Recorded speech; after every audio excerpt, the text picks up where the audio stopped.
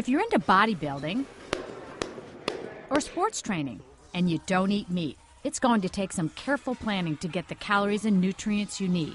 Deficiencies of protein, iron, zinc, and vitamin B12 can definitely hurt exercise and strength training performance.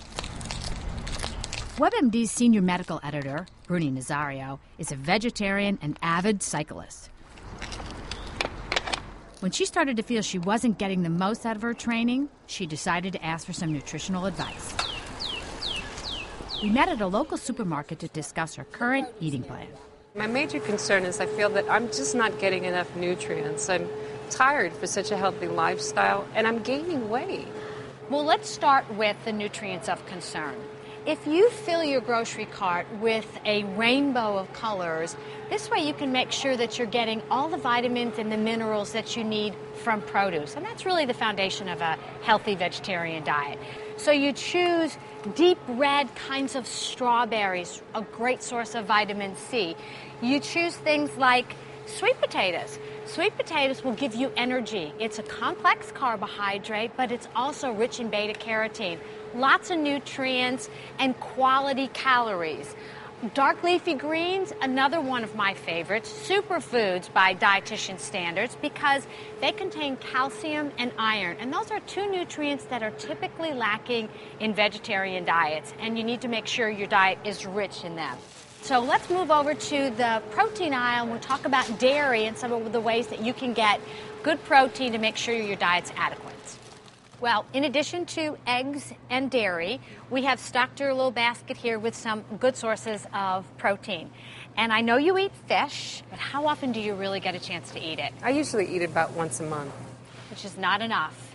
And even though we can replace the protein from fish, fish contains omega-3 fatty acids that is not abundant elsewhere. Mm-hmm. So eat your salmon. Other sources of omega-3 fatty acids would be flaxseed, soybeans, canola oil, or when you choose your eggs, there are eggs that are omega-3 enriched. You can also take a dietary supplement to make sure you get your omega-3s. Okay. But back to the other sources of protein, we put in your basket some nuts. Do you like nuts? I love nuts. They're good for you. Almonds, there's studies that show 5 or 6 almonds takes your appetite away, helps you slim down and still get some protein. Good when you're on the bike. Tofu, any kind of soy products, also a good source of omega-3s. Peanut butter.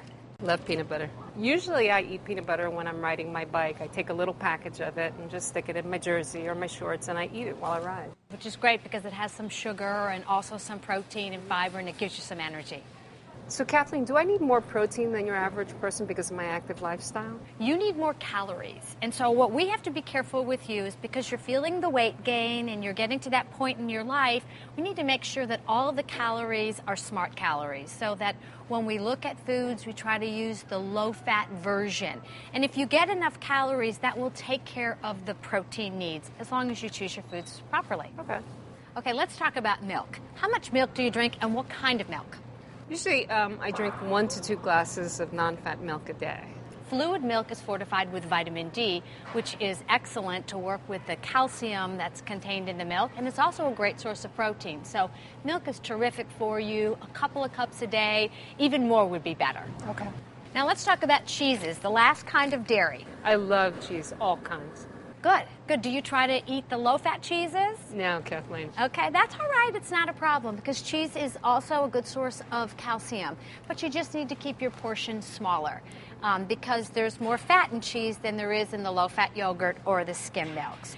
And the last thing we have to talk about is your daily supplement. Do you take a multivitamin? Yeah, once a day. That's excellent because in addition to eating all this healthy food, you need to make sure that you take a once daily multivitamin for your age and for your sex. Pay attention to B12, calcium, vitamin D, zinc, iron, all of those nutrients. Those are the ones vegetarians tend to be shy in. And you're good to go.